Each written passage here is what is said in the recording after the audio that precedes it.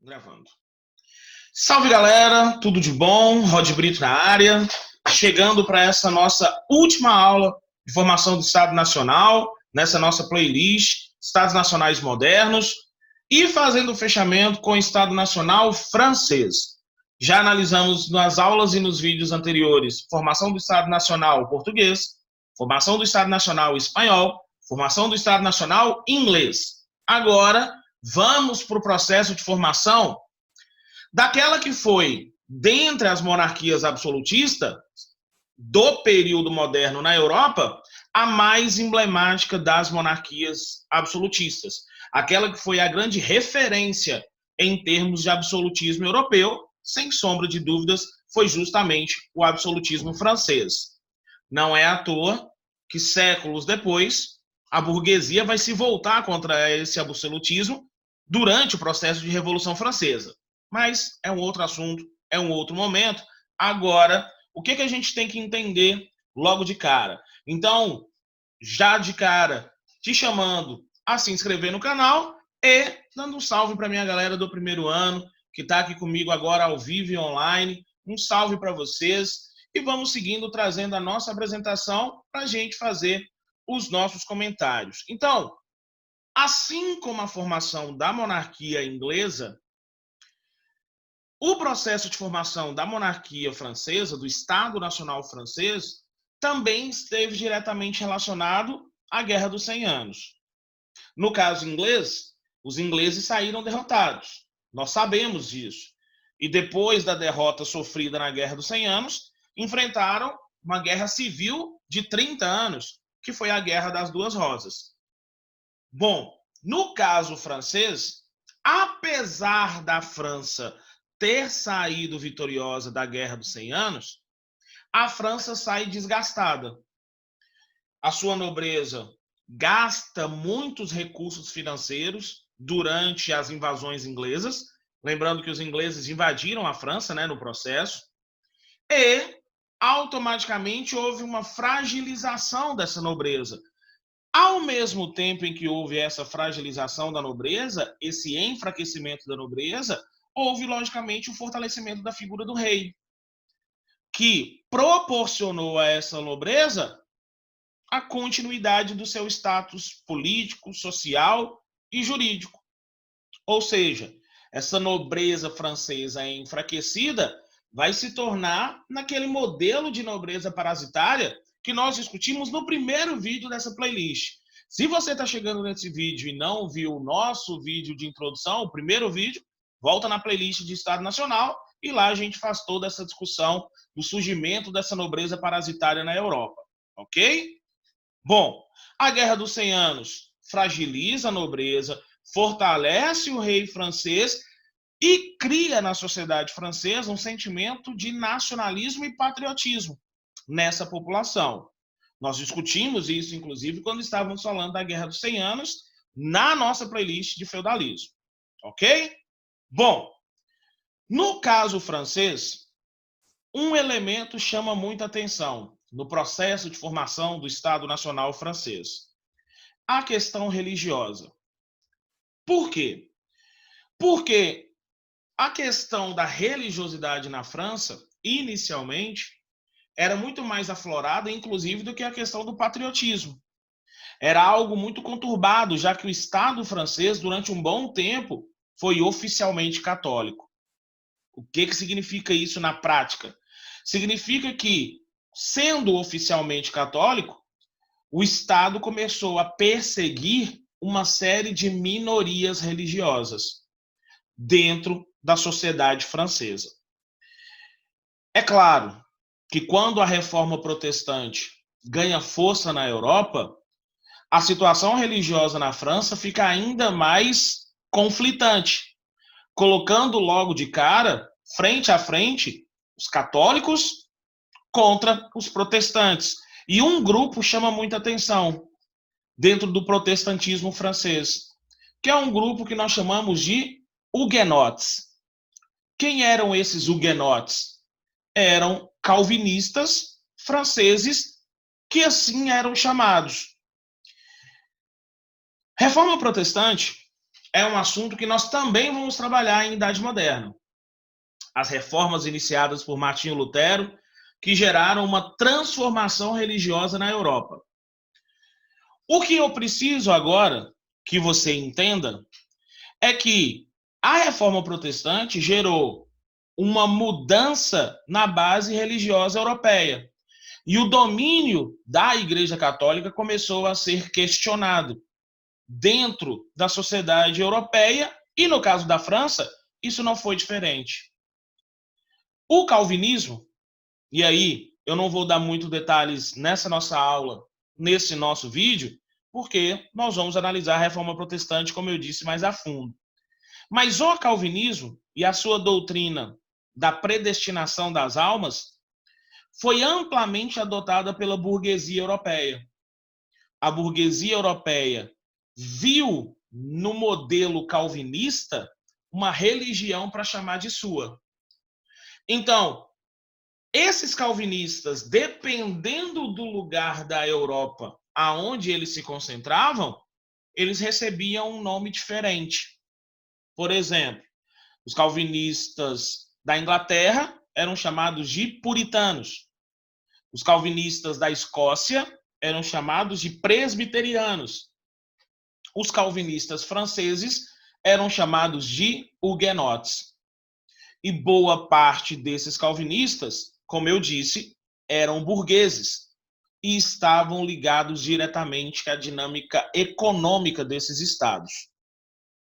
São essas as informações que você precisa neste momento. Eu vou dar uma dica de pesquisa para você que está comigo agora, ao vivo, minha galerinha do primeiro ano do Colégio do Carmo aqui em Unai, da Senec, e uma dica para você que vai assistir o vídeo no canal do Rod Brito. Se você nunca ouviu falar da noite de São Bartolomeu, pesquise. Procure sobre a noite de São Bartolomeu e a forma como o Estado francês executou uma grande quantidade de protestantes num evento específico. Eu não vou dar muitos detalhes, não é o meu interesse agora, porque não é reforma protestante o nosso assunto, mas fica aí a dica, pesquisem sobre a noite de São Bartolomeu para entender como a questão religiosa era tratada na França nesse período, ok? Bom, dentro dessa dinâmica, ressalta-se uma dinastia, uma família, que foi muito importante no processo de formação do Estado francês. A dinastia dos Bourbon foi a mais destacada dessas dinastias ao longo do processo de formação do absolutismo dentro da França. E a dinastia Bourbon, ela acaba tendo como princípio fundamental a tentativa de amenizar as questões internas dentro da sociedade francesa. O que eu quero dizer com isso? Durante o reinado do rei Henrique IV, da dinastia Bourbon, é promulgado o Edito de Nantes. E o Edito de Nantes vai conceder liberdade religiosa dentro do Estado francês. Ou seja, na prática, a partir da edição do Edito de Nantes, da promulgação do Edito de Nantes, nós vamos ter uma tolerância religiosa sendo estabelecida dentro do Estado francês, dentro do país. Então, a partir do Edito de Nantes, independentemente de qual fosse a sua religião, de qual fosse o seu credo, você não mais seria perseguido por conta da religiosidade. Logicamente, o Edito de Nantes vai gerar uma situação de paz interna na França, uma situação de estabilidade religiosa dentro do Estado francês. Isso foi muito importante. Isso foi fundamental para a consolidação dessa sociedade e a unificação dessa sociedade, agora sendo governada pelos reis absolutistas. Dentre os reis absolutistas franceses, logicamente, nós temos que destacar alguns. E, além do rei Henrique IV, destaca-se também o reinado do rei Luís XIII, do jovem rei Luís XIII, que fica marcado muito pela influência política do seu tutor, o cardeal Richelieu. Bom, vamos entender o seguinte. O rei Luís XIII, ele assume o trono francês com cerca de 15, 16 anos, extremamente imaturo, e, logicamente, não tinha um amplo conhecimento político para governar o país naquele momento. Até a sua maioridade, ele estava sob os cuidados de um influente cardeal na França, o cardeal Richelieu, que muitos diziam ter amplas pretensões, ter amplo desejo de poder dentro da corte do rei Luís XIII. E há quem diga, logicamente, que quem tomava as decisões de fato não era o rei Luís XIII, e sim o seu tutor, o cardeal Richelieu. A passagem do reinado do rei Luís XIII, aqui eu tenho duas imagens, né, na tela de vocês. Eu tenho à esquerda a imagem do cardeal Richelieu e eu tenho na imagem da direita o cartaz de um filme que eu particularmente gosto muito. É a versão mais recente dos Três Mosqueteiros. Ali no cartaz você percebe alguns dos personagens principais, o próprio cardeal Richelieu, né, ali representado, os Três Mosqueteiros à frente, né, o Athos, o Porthos e Aramis, e na parte central o jovem D'Artagnan. Se você não assistiu, eu te aconselho que assista. Logicamente, o filme em si vai trazer uma análise baseada num filme de ação, é um trailer de ação, né? Mas dá para se perceber no filme muito da corte do rei Luís XIII, muito da imaturidade do rei Luís XIII e muito da influência política do cardeal Richelieu por trás desse reinado. Então, é importante, se você puder assistir, fica aí a dica. Se você não assistiu, assista. Se já assistiu apenas com o olhar de diversão, de entretenimento, assista com o olhar histórico e perceba aquelas nuances da corte do rei Luís XIII, logicamente, as nuances políticas por trás do seu reinado. Fica aí a dica, tá? Bom, o rei Henrique IV foi importante pelo Édito de Nantes. O rei Luís XIII foi importante dentro da dinâmica ali da dinastia capetinga, muito na questão também dos Bourbon, por causa, logicamente, do crescimento político do seu reinado, mas quando se fala de absolutismo francês e quando se fala de determinadas ações políticas, econômicas e sociais que transformaram a França no grande modelo a ser seguido na Europa, logicamente nós estamos falando da corte do rei Luís XIV. O Rei Sol. Por que o Rei Sol? O rei Luís XIV, logicamente sucessor do rei Luís XIII, ele tinha uma consciência muito grande do seu papel de importância dentro do Estado francês. É dele, inclusive, a célebre frase, né? L'État c'est moi, o Estado sou eu. Acreditava-se que, logicamente, o rei Luís XIV era o rei Sol, porque toda a corte, toda a sociedade francesa orbitava ao seu redor por conta das suas vontades, por conta das suas extravagâncias. Bom, o reinado do rei Luís XIV, sem sombra de dúvidas, trouxe para o absolutismo europeu um outro patamar. Os símbolos da realeza ficaram muito bem consolidados durante o reinado do rei Luís XIV. Aqui na imagem, nós vamos ver uma série de imagens agora, tá? E aí a gente vai tentar extrair dessas imagens alguns elementos bem importantes da corte do Luís XIV.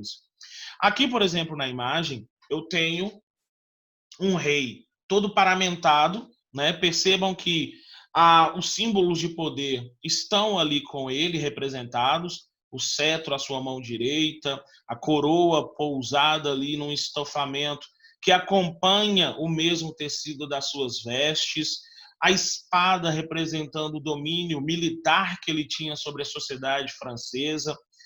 Eu gostaria de chamar a atenção para um elemento aqui na roupa do rei Luís XIV, que é esse short, uma espécie de short bufante, que era chamado de culotte. Você deve se lembrar, lá do momento que você estudou Revolução Francesa, para a galerinha que está acompanhando o vídeo e que também está no primeiro ano, ou para minha galera que está no primeiro ano agora ao vivo comigo, Revolução Francesa vocês vão ver no segundo ano. E aí vocês devem se lembrar que dentre os grupos que se revoltaram na França, eu tinha os sans-culottes, os sem-culottes, que eram aquela camada popular da população, da sociedade francesa, que logicamente, por não ser nobre, não tinha condição de se vestir da forma que a nobreza. Era costume entre os nobres, homens, essas perucas, né, esses cabelos longos à altura dos ombros, e o rei Luís XIV trouxe alguns elementos impactantes para dentro da sua corte. Quando a gente fala do rei Luís XIV, a gente está falando de alguns símbolos que ainda hoje são grandes pontos turísticos, como, por exemplo, o Palácio de Versalhes, né? O Palácio de Versalhes, que foi construído durante o reinado do rei Luís XIV para abrigar a corte francesa. E quando eu falo que é para abrigar a corte francesa, junto com o rei Luís XIV, moravam ali cerca de 20 mil pessoas dentro do Palácio de Versalhes, né? Que passavam dia após dia comendo e bebendo do bom e do melhor, tendo ao longo das semanas peças de teatro, óperas, banquetes diversos, festas, bailes, tudo isso dando a noção do luxo da corte francesa. Só que todo esse luxo que nós estamos vendo aqui nas imagens do Palácio de Versalhes era custeado pelo terceiro estado. Então, a nobreza e o clero, grupos privilegiados da sociedade francesa, viviam num luxo e viviam, logicamente, em toda essa diversão cotidiana, custeado pelos camponeses, pelos sans-culottes e pela própria burguesia. E aí a gente começa a entender por que lá ao final do século XVIII a burguesia se levanta contra todo esse luxo do Estado francês. Eu sempre digo que a corte do rei Luís XIV trouxe alguns elementos que ficaram muito marcados na sociedade ocidental. Por exemplo, foi do rei Luís XIV a ideia de que todo o vestuário de cama, mesa e banho do Palácio de Versalhes fosse substituído a cada nova estação do ano. E aí surge, né, o costume da moda francesa das coleções, né? As coleções primavera-verão, outono e inverno, de periodicamente fazer toda uma revisitação na questão da moda, das vestes. Surge com a corte do rei Luís XIV as primeiras normas mais refinadas de etiqueta, né? Usar talheres específicos para cada alimento, as várias peças de talheres que eram utilizados num banquete completo, né? O uso do guardanapo começa a ser difundido dentro da corte do rei Luís XIV. Como eu estou falando de uma França, de uma Europa periodicamente de baixas temperaturas, começa a se disseminar entre a nobreza o uso constante de alfazemas, de perfumes, porque não era um costume se banhar diariamente, né? O costume do banho diário, ele vem muito mais com o contato europeu com a América, principalmente, né? Era um costume muito mais próprio dos povos indígenas que aqui estavam, comparativamente falando, eram muito mais limpos do que os europeus que aqui chegaram. Então, como não era costume os banhos diários, os perfumes eram necessários para disfarçar alguns odores, né? Era costume. Foi criado também na corte do rei Luís XIV. E aqui vocês estão vendo na imagem um outro costume, né? Que também foi disseminado pelo próprio rei Luís XIV, a questão do uso do salto, né? principalmente no caso do rei, que não tinha uma estatura muito privilegiada, mas que utilizava do salto justamente para não se igualar aos seus súditos ou para sempre se manter num ar de superioridade em relação aos seus súditos. Era uma forma de distinção. E aí o uso do salto alto também acaba se disseminando na questão da moda. Se você parar para pensar, aqui eu tenho a imagem de uma das salas do trono do rei Luís XVI, no Palácio de Versalhes. Se você para pensar, todos esses elementos, o vestuário, o comportamento, as normas de etiqueta, os perfumes, o costume do uso dos talheres, tudo isso eram elementos de distinção social. O que eu quero dizer com isso? Aqueles que pertenciam à nobreza, aqueles que pertenciam à corte, eram chamados de civilizados. Aqueles que não tinham essas normas eram chamados de povos bárbaros, de povos não cultos, né? E havia todo um processo de distinção social. Então, se tinha todo esse conhecimento de como se portar, de como se portar à mesa, era pertencente à nobreza, era pertencente ao clero, porque a população, o povo, logicamente não tinha esse costume, né? Chama ainda atenção, na corte do rei Luís XIV, uma decisão desastrosa que ele tomou. E aí eu estou falando de pontos positivos, mas tem uma decisão que foi muito ruim para a própria corte. Como era católico fervoroso, o rei Luís XIV, em determinado momento, vai revogar o Edito de Nantes. O que significa isso? Significa que ele vai revogar a liberdade religiosa no Estado francês, transformando novamente o Estado francês no Estado oficialmente católico. Isso significa, na prática, que todos aqueles que não professavam o catolicismo dentro da França começam novamente a serem perseguidos, presos e executados. Por que eu estou citando esse elemento? Por que eu estou citando essa decisão? Porque essa decisão acaba atingindo o Brasil, de certa maneira. Em que ponto? A partir do momento que se revoga o Edito de Nantes e que começam a perseguir minorias religiosas novamente dentro da França, parte dessas minorias vão emigrar, vão fugir da França e vão vir para a América. E parte desses que vêm para a América acabam vindo para o Brasil, para a Baía de Guanabara. Ali na Baía de Guanabara, vão fundar um forte militar, um forte de Coligny, justamente no período do século XVI, processo inicial da colonização, né? Ali no governo geral, no período dos governos gerais. A presença francesa aqui no Brasil foi algo muito impactante, porque chegou quase Portugal a perder o território ali do Rio de Janeiro para os franceses, tá? Mas só para a gente entender como é que uma ação acaba tendo vários outros desdobramentos e atingindo outras situações. Revogando o Edito de Nantes, o rei Luís XVI causa novamente uma situação de instabilidade na sociedade francesa. E para a gente fechar os comentários sobre o Palácio de Versalhes, acredito que boa parte já saiba, mas de qualquer forma fica aqui para a gente relembrar e pontuar. Lembrando que o Palácio de Versalhes ele foi construído estrategicamente a cerca de 19 quilômetros de Paris, ok? Cerca de 19 quilômetros para o interior. Por que estrategicamente?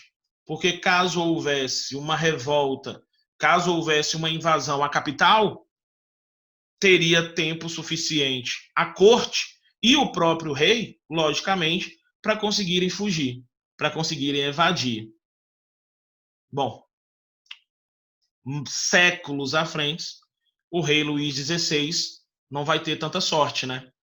Porque durante o processo da Revolução Francesa, o rei Luís XVI e a Maria Antonieta, sua esposa, acabam sendo presos e acabam sendo executados durante o processo de revolução. É um outro momento, é um outro assunto. Sempre lembrando quais pontos que você precisa saber na formação do Estado Nacional francês. A formação do Estado Nacional francês está diretamente ligada à Guerra dos 100 Anos. Durante o processo de domínio da dinastia Bourbon, com o rei Henrique IV, eu tive a promulgação do Edito de Nantes, garantindo liberdade religiosa na França. Durante o reinado do rei Luís XIII, eu tive uma presença constante do cardeal Richelieu nos bastidores do poder francês e, logicamente, saber que o auge do absolutismo europeu e o auge do absolutismo francês acabou sendo durante o reinado do rei Luís XIV, durante o reinado do rei Sol, o maior símbolo do absolutismo na Europa. Tanto é que outros reis absolutistas imitavam a corte do rei Luís XIV. Na Holanda, por exemplo, tentou-se construir uma réplica do Palácio de Versalhes. Logicamente, coisa que acabou não acontecendo. E só para a gente fechar um raciocínio e a gente passar para a parte final. Por isso, por essas e outras, a França acabou se tornando referência, né? Referência na moda, referência nos perfumes, referência nas normas de etiqueta, referência na culinária, né? Os grandes e vastos banquetes que eram dados durante a corte do rei Luís XIV. Ok? Bom, analisamos a formação do Estado Nacional português, espanhol, inglês, francês. Os 4 principais estados absolutistas do período da Idade Moderna Europeia.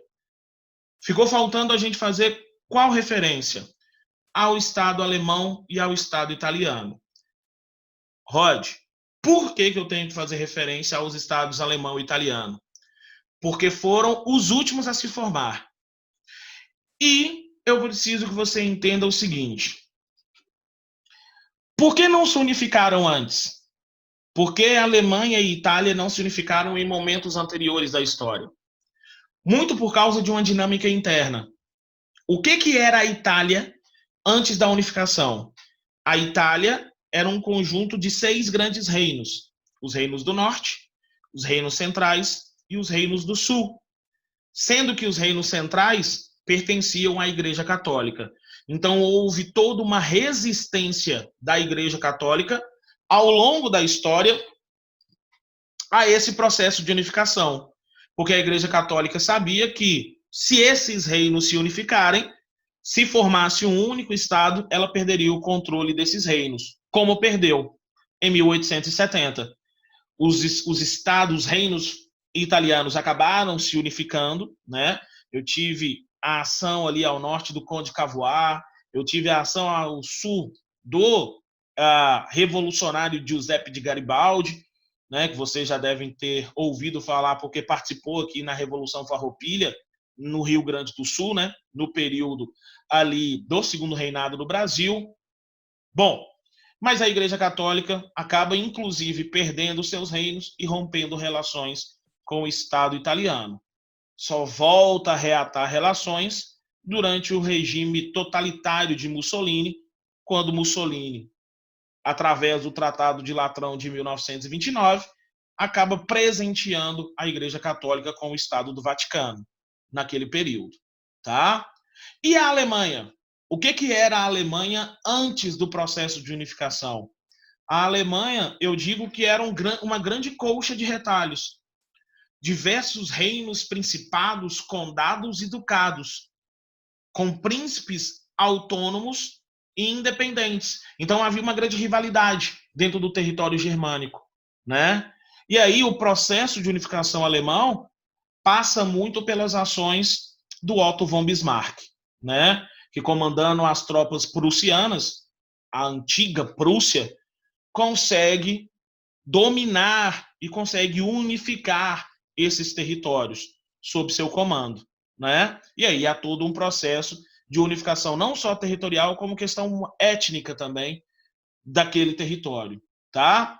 Por que eu não vou aprofundar sobre o caso alemão e o caso italiano nesse nosso vídeo de formação dos Estados Nacionais? Porque essa nossa playlist é uma playlist de Idade Moderna. de formação dos estados absolutistas modernos.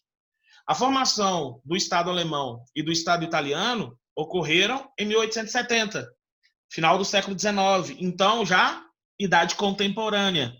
Então, já é um outro contexto histórico. Por isso que eu não vou detalhar aqui. E por isso que, inclusive, quem está no primeiro ano já entenda que não é um assunto também de primeiro ano. É um assunto para o conteúdo do segundo ano. Tá? Mas um ponto é muito importante para a gente finalizar o raciocínio da unificação da Itália e da Alemanha. A unificação tardia, ou seja, a formação tardia do Estado alemão e do Estado italiano, gerou uma instabilidade na Europa. Gerou o aumento das rivalidades no continente europeu, em busca de territórios, em busca de áreas fora do continente europeu, em busca de recursos naturais, de matéria-prima, de mercado consumidor. Ou seja, o que eu estou querendo te dizer nesse final? A formação do Estado italiano e a formação do Estado alemão geraram uma instabilidade tão grande na Europa que foi justamente este um dos motivos que levaram a Europa à Primeira Grande Guerra Mundial, iniciando em 1914. Ok? Não esquece isso. Esse é um ponto que eu já posso te adiantar. A formação tardia de Alemanha e de Itália gerou um desequilíbrio europeu que acabou resultando na formação dos dois grandes blocos, né? Tríplice Aliança, Tríplice Entente, e a partir de 1914, com o assassinato do arquiduque Francisco Ferdinando, inicia-se a Primeira Guerra Mundial, que acaba durando durante os próximos 4 anos, entre 1914 e 1918. Ok? Bom, pessoal, é isso. Formação do Estado Nacional Europeu, Idade Moderna. Estamos fechando aqui as nossas aulas, fechando aqui essa playlist de 4 aulas, 4 vídeos sobre a formação do Estado Nacional Europeu, ok? Então, você que está acompanhando pelo canal do Rod Brito, muito obrigado por ter assistido essa playlist. Se inscreve, compartilha, ativa o sininho, deixa seu like, comenta no vídeo se teve alguma dúvida, se quer algum comentário positivo ou alguma crítica, tá valendo também, tá? Então, um salve para geral, tudo de bom. Lembrando sempre que história é com Rod Brito e que é sem massagem, pai. Fui!